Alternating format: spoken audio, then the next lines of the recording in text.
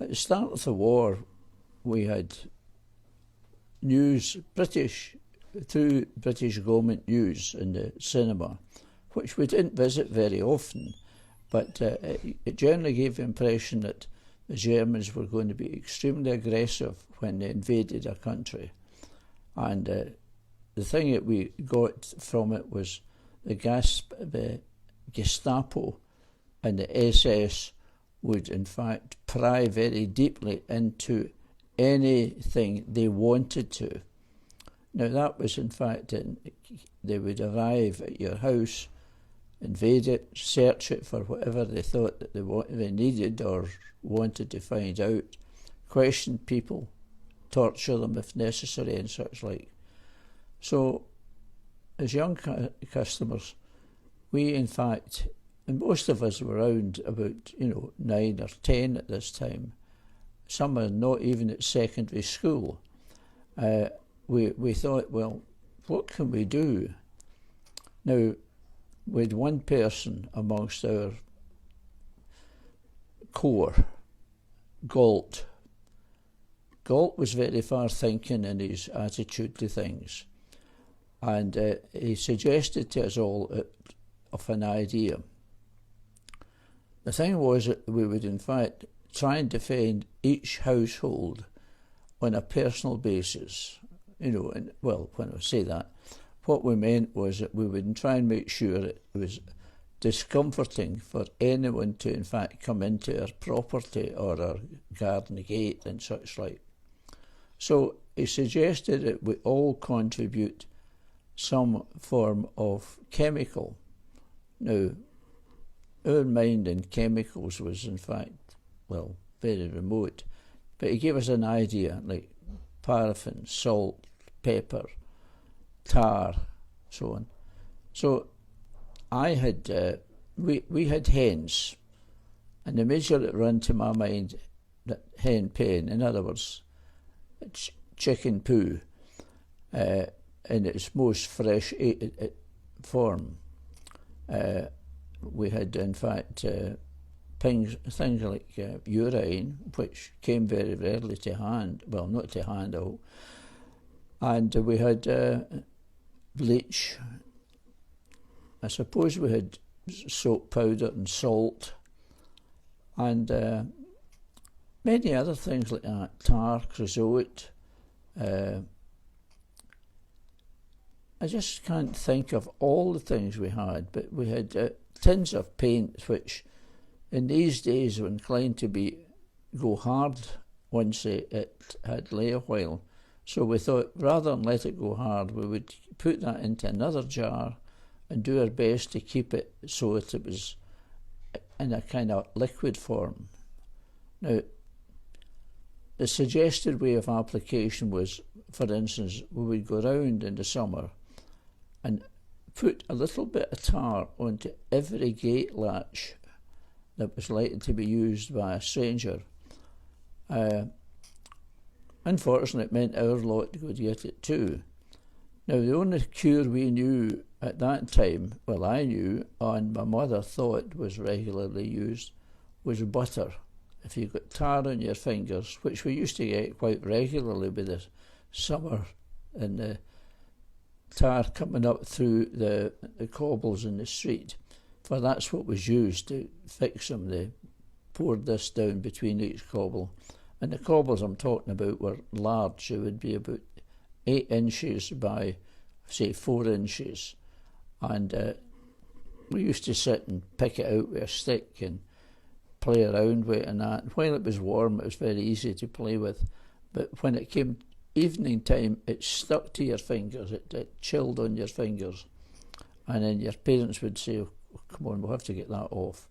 Now, butter was rationed, and so by the time you got a quantity of tar on your hands, that was half of the ration starting to go away.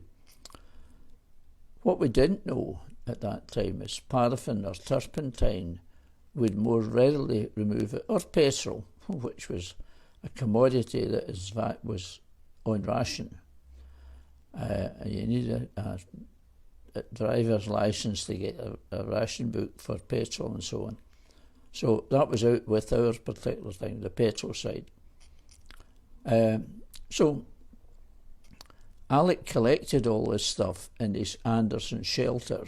Now, Anderson shelters were fantastic things for storing things, and some people saw it only as a last resort when they thought their house was going to get bombed. Now, if Alec's house was going to get bombed, his Anderson shelter was exactly the width of the path, which would be about 4 foot from his house. And we felt, well, okay, it might be protected with the house rather than the shelter being protecting the contents of the house or the people in the house. So Alec set about building a whole series of shelves, and we came around with all our various bottles of this, that and the next thing, and he gradually built up a fantastic store of the chemicals. Now, we felt a lot of the time there was no need to use them. Bear in mind that if you were applying these things, you were applying them in such a way your own parents or self would in fact be in some way contaminated with them.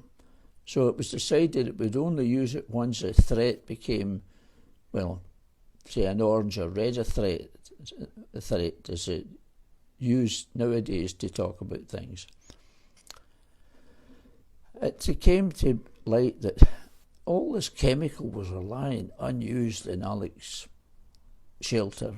So he said he was going to go into further experiments and see if there was other things he could use it for. So he came out one day and he says, look, I'm going to carry out a test.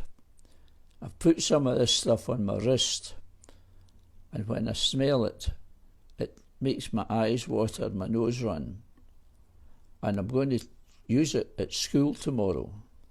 Now, in these days, we'd got to a stage that you probably only attended school a half day 1 week and an afternoon next week. Morning 1 week, afternoon next week. So he went to school, drew the teacher's attention to the fact that his eyes were watering and there was a possibility his nose was running. Teacher apparently commented that it smelled awful much like urine. Now that was a funny word for us. We could never get our heads around urine. We called it pee. Anyway, he came home and he told his granny that he had a cold, so she was right, that's fine, not go to school tomorrow. Now that was a bit of a problem for Alec because he needed fresh resources from his shed to maintain the effect. But anyway, eventually was allowed out with his granny, for that's granny and grandpa's who he stayed with. He came out and he told us of the success of that particular thing. So we all queued up to get a sample put on our wrist. Unfortunately, that was a Saturday it was used, so as a result, the only thing we could escape from was probably Sunday school. And the Monday, well, we were already at school before we in fact thought of getting a fresh supply. And it was easier for you if you were in an afternoon class to get a supply from Alec. That's assuming he wasn't in the morning class at school. So there was all these terrible problems to, in fact, engage with this. But we had the feeling that this was going to be successful. And it was continued to prepare. We'd done some rehearsals. Well, particularly neighbours who would object to us playing football in the street. Now, in these days, cars hardly ever passed along the street, and probably the only thing was a horse delivery van coming round. Now, that provided fresh material for us, and as far as the horses would occasionally leave deposits on the street, which, in fact, really was a sought-after material, horse manure. We'd all run into our house, grab a pail and a shovel and come out only to find that some of our friends had already got there ahead of us. On one occasion, I saw a very large amount of manure next to a drain, and nobody had spotted it, so I rushed in, got my barrow, for we wanted to really get business with this, got my barrow and rushed out, and I was scooping it up. Now, what had happened between the horse naturally dropping it and a load of manure coming from a mounted policeman's stable, which was dropped partially onto their pavement in front of their gate. But some of the horse stuff was quite close to that, so I scraped it over and shoveled it into my barrow. I didn't take any of the policeman's manure at all, but his wife saw me, and the situation she was in, all she could see me was scraping at the back of this heap of manure. She came rushing out, grabbed my barrow and threw all the stuff onto her heap and told me that was stealing.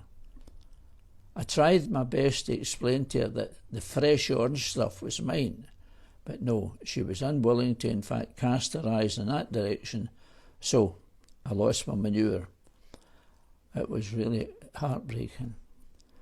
But that is an idea of how we handled this effort to make sure a Gestapo man or SS man or anyone coming in to challenge our households or examine our property would meet with some form of opposition which would be unpleasant for them. Maybe I'll even kill them. You never know what a bite of tar, if you have their had their dinner and there's some tar on their fork or something like that. Anyway, that's the end of that story. Thank you.